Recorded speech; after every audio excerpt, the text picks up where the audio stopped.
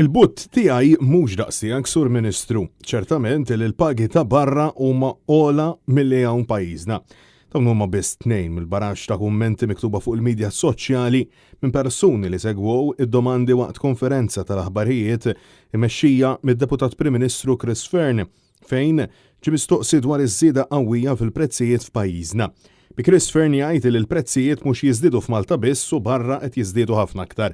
Dan fil-waqt li insista li l-Gvern qed iżomm stabbli l-għoli tal-ħajja. Studju pubblikat tal-Caritas imwettaq xi frar ġifieri qabel il-gwerra fl-Ukrajina wera li xirja bażika għoliet madwar 100 euro.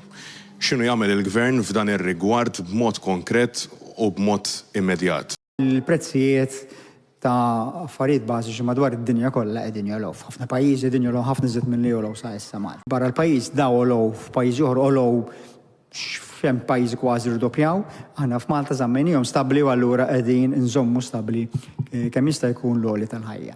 Minkejja illi Net News staqsa lill-Ministru Fearn sabiex iwieġeb ċaru tont x'inhu jagħmel il-Gvern b'mod konkret wara l-istħarriġ tal-Caritas li sar qabel ma faqet il-gwerra fl-Ukrajina, Fearn naqas milli iwieġeb b'mod dirett. Il-problema għalfejn qegħdin jolgħu l-prezzijiet, problemi huma tnejn.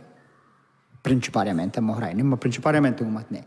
L-għoli fiż-żieda tal-fuel minħabba il-problema taż-żejt u tal-gass li jiġi minn Russja u l-għoli fil-prezzijiet ta' affarijiet tal-ikel minħabba li l-Ukrajina hija il-pajjiż li jipprovdi wieħed mill-aktar pajjiżi li jipprovdi l-akbar ammonti ta' qamħ fid-dinja. Minkejja din it-tweġiba ta' Deputat Prim Ministru bosta kommentaw li Chris Fearn m'għandux liċken idea minn xi qed jgħaddu l-familja Maltin wawċin flimkien man-negozji li kontra qalbhom tispiċċaw sforzati jollu l-prezzijiet ġimgħa wara l-oħra.